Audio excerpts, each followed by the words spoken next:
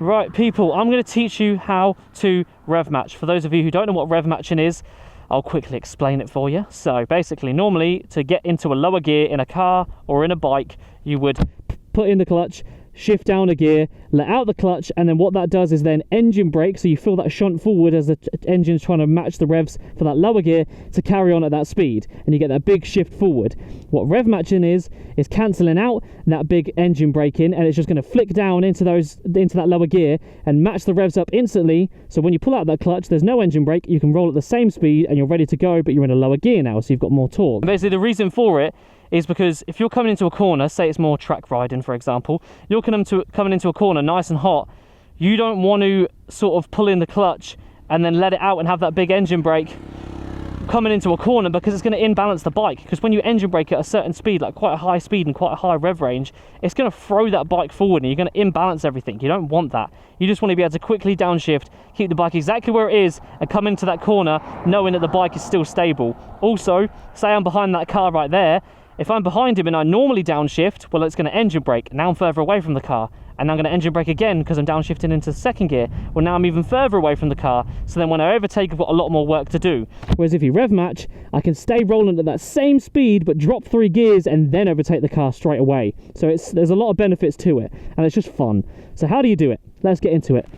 Sorry, I keep opening and closing my visor. It's so hot today. Normally you would do 5 things to actually downshift and carry on riding. You would let off the throttle, pull in the clutch, downshift, let out the clutch, back on the throttle. Boring, takes too long. What we're going to do is do everything at the same time. So you can slightly let off the throttle, but you don't really need to. You're just going to blip it basically, but you can put it into the neutral position if you want to practice, which we will do today. And you're basically just going to do everything at the same time. So if you look at my foot and my hands, we're going to go bosh, bosh, bosh. It all has to happen at the same time. And this blip of the throttle will obviously lift those revs up so it's in the right place for that lower gear and helping out the engine. Hui! So, obviously another perspective here. Say I'm rolling along. For this example, we'll let off the throttle completely. So we're just rolling in sort of like a disengaged gear. And then we're just going to go bush, bush, bush. The clutch obviously theoretically has to come in first. Because you do it all at the same time, it does not matter. Trust me, you can press down on that gear with your foot. Pull everything in and you're just going to go bang, bang, bang, bang. So practice doing all those things together at a standstill. And then the best way to practice it when you start rolling is not in second gear going down into first, because those have got the most torque because they're the like shortest gears, you know what I mean? So if you're trying to rev match at 40 for your first time and then you accidentally give it too much throttle on that rev match, you're going to twitch that throttle and throw yourself forward. It's going to be a bit sketchy. So the best way to practice it is to go into as high a gear as possible, because then when you do rev match, if you accidentally give it too many revs, it doesn't matter because there's not a lot of power in there because you're in 6th gear doing about 40 miles an hour. Does that make sense? So let's just wait for a gap. Well, let's just go now actually. So these guys are up there, right? Let's get into a nice high gear. So that's 2nd, 3rd, 4th, 5th gear. So now I'm going to let off the throttle and roll for a little bit. So now I'm rolling, grab the clutch, blip, blip. So I gave it a bit too many revs then, but it didn't matter because I was in a high gear and it wouldn't throw me and make the bike do a bloody wheelie. Do you know what I mean? You don't want to clutch up the bike and end up wheeling. So we're going to go to a high gear again. And obviously because it's a really high gear and we're going really slow, the revs don't actually need to move that much. So we don't actually have to give it that much throttle. So let's let off the throttle and bush, bush, bush. There we go. Nice and matched up. We carried on at the same speed, but we dropped 3 gears. Basically, the lower in the gears you go, the more revs you've got to give it, because obviously as you go down the gears, the revs are going to have to go higher and higher and higher. So you're going to have to give it a little bit more as you go down.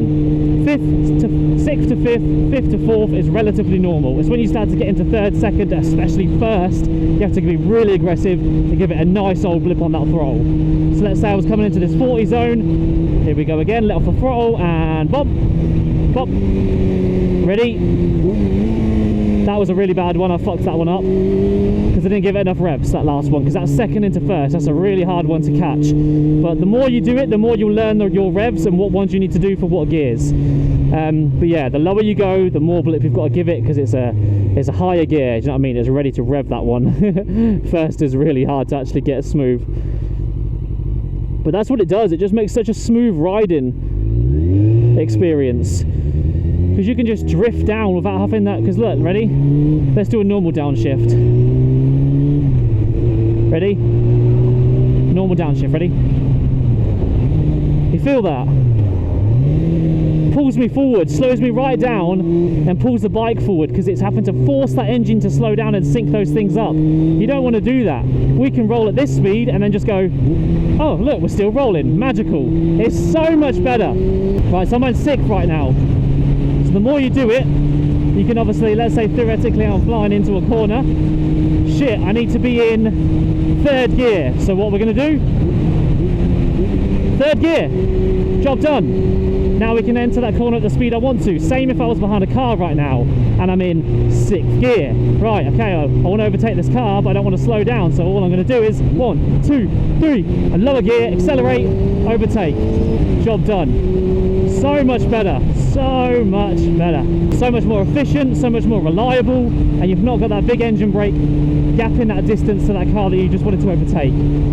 So that's kind of it, really. It's really simple. Just make sure you do it all at the same time, and remember, the lower in the gears you go, the more you're going to have to rev the bike, because obviously the revs need to climb as you get lower in those gears. So recommend starting in 6th gear, about 40 to 50 miles an hour, and try dropping from 6th to 5th, and then from 5th to 4th, and you will slowly start to learn how to do it, and then you will slowly start to use it all the time. Don't get me wrong, I know, like right now I'm not going to rev match, you know what I mean? I'm just going to slow down, click through the gears normally, because there's no need. But most of the time when I'm going through traffic, or I'm slowing down for corners, or I'm just having a good time, I'm always rev matching, because it's just so much better, so much more convenient, and just gets rid of that nasty engine braking. I hate the engine braking, it's so annoying. So yeah, that's it really. Hopefully that was a good explanation.